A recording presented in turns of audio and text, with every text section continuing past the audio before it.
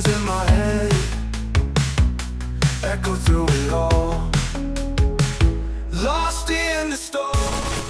Tim Garuda akan memulai perjuangannya di babak ketiga kualifikasi Piala Dunia 2026 dengan melawat ke King Abdullah Sports City di Jeddah untuk menantang tim langganan Piala Dunia Arab Saudi. Tentu saja ini akan menjadi tantangan berat bagi pasukan Sinteyong buat mengalahkan pasukan Roberto Mancini. Yap, The Green Falcon memang bukan lawan kemarin sore. Mereka punya reputasi mentereng di kawasan Asia, kendati mayoritas pemainnya hanya main di liga lokal. Meskipun begitu, Sinteyong tetap optimis bisa mencuri angka kendati pasti sangat sulit. Terlebih soal lini belakang Arab yang dikomandoi Ali Al-Bulaihi. Coach Shin udah punya rencana khusus andai bek Al-Hilal tersebut berani bertingkah. Sesuatu yang diketahui membuat Al-Bulaihi mikir keras. Dan bagi Roberto Mancini, pertandingan melawan Indonesia dirasa sangatlah spesial. Karena baginya, vibes pertandingan ini akan terasa seperti di Eropa, mengingat mayoritas pemain Indonesia yang kini banyak berada di Liga Eropa termasuk Serie A.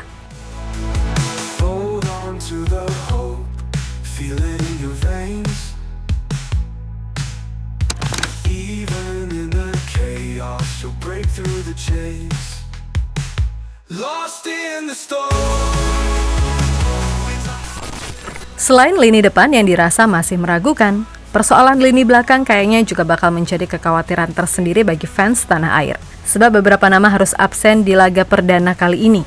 Justin Hubner akumulasi, Jordi Amat cedera, Elkan Bagot nggak dipanggil, serta Martin Pos yang baru bisa main di laga versus Australia. Meskipun begitu, Coach Shin yakin dengan skuad yang ada sekarang, lini belakang Indonesia nggak akan mudah gitu aja digoyahkan.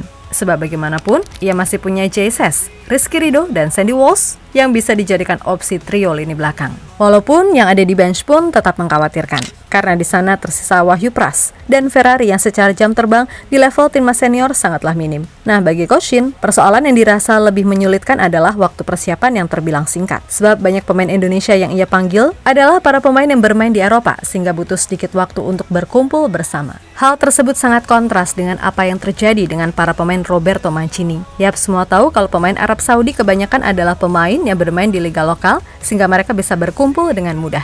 Selain itu, masalah adaptasi terkait waktu dan cuaca juga menjadi keuntungan pihak tuan rumah.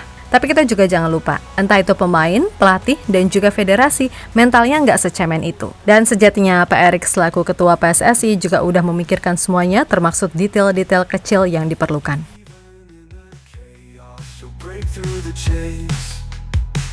Lost in the storm,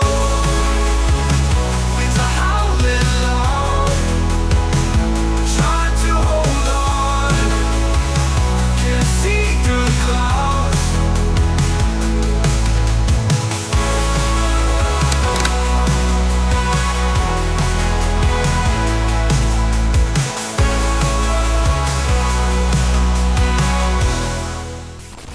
Yap, sebagaimana yang udah diberitakan sebelumnya, kalau federasi akan mendukung penuh apa-apa yang Coach Shin butuhkan demi bisa meraih hasil maksimal di round 3 ini. Di mana salah satunya PSSI pun siap menyewakan pesawat khusus untuk tim Garuda agar mereka tak terganggu urusan di luar lapangan. Karena ya emang perjalanan tim Garuda di grup C ini memang akan relatif jauh. Sebab gimana ya, levelnya udah Asia sih, beda kalau ASEAN mah santai. Maka dari itu, keputusan untuk charter pesawat adalah langkah praktis yang PSSI pakai. Ini bukan kemewahan, ini adalah cara kami memaksimalkan performa timnas Indonesia. Kami tidak ingin para pemain kelelahan setelah melalui perjalanan panjang dengan beberapa kali transit. Jelas Erick Thohir via Radar Solo. Lebih lanjut, perlu diingat juga kenapa PSSI berani menjamin akomodasi timnas selama warawiri di round 3 aman adalah karena baru aja dapat sokongan dana segar dari sponsor baru, yakni Bank Mandiri. Diketahui sokongan dana itu mencapai 80 miliar rupiah. Nah, uang tersebut rencananya akan dipakai untuk pembangunan tim nasional dari semua aspek. Entah itu senior, junior, hingga tim nasional putri sekalian. Pokoknya soal fasilitas, PSSI akan berusaha memberikan yang terbaik. Nah, gini loh, baru yang namanya federasi. Nggak kayak dulu-dulu yang, aduh, taulah gimana.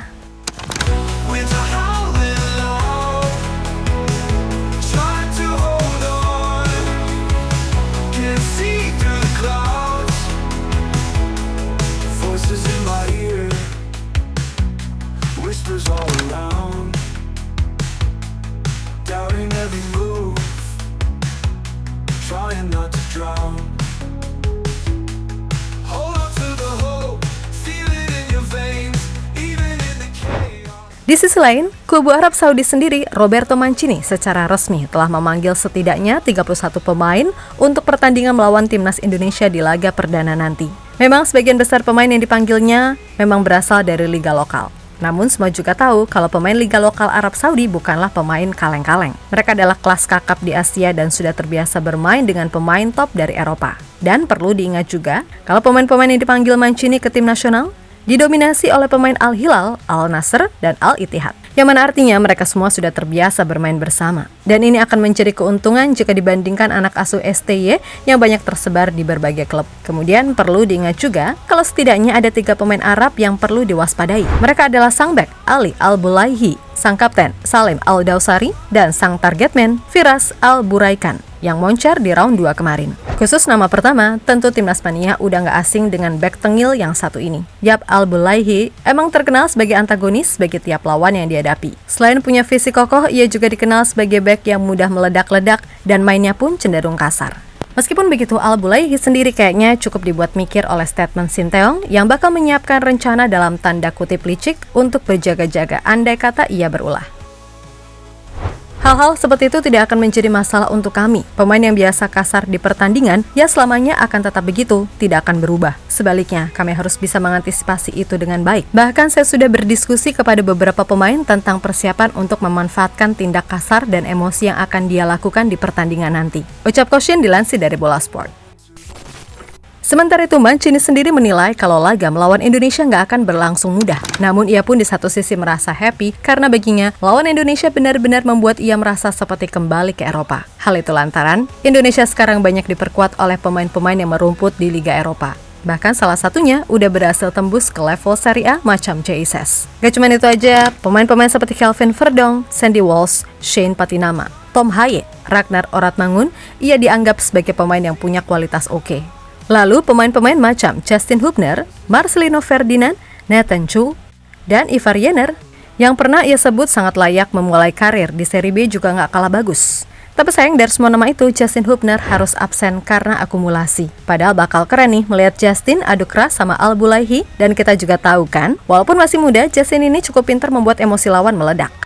Ini akan menjadi ujian yang sulit, tidak ada lawan yang mudah bagi kami, tegas Mancini. Trying to hold on, can't see through the clouds.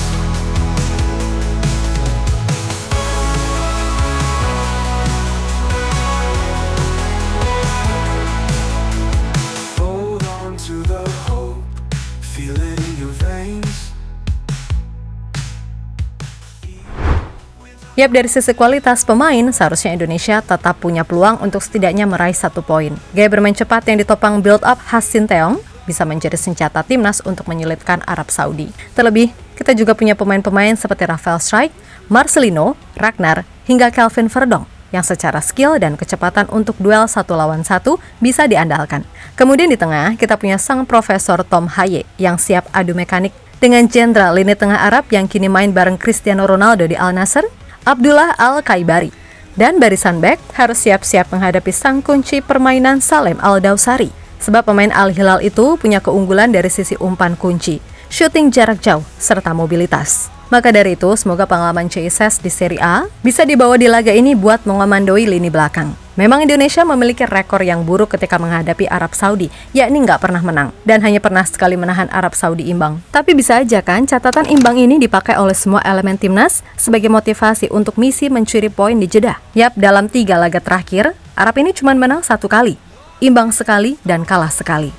Sekali lagi, bermain minimal imbang akan menjadi modal berharga bagi tim Garuda untuk meraih 3 poin atas Australia di GBK beberapa hari kemudian. So, kita doakan saja semoga laga versus Arab hasilnya bagus dan para pemain nggak ada yang kena kartu merah ataupun cedera yang parah. Oke?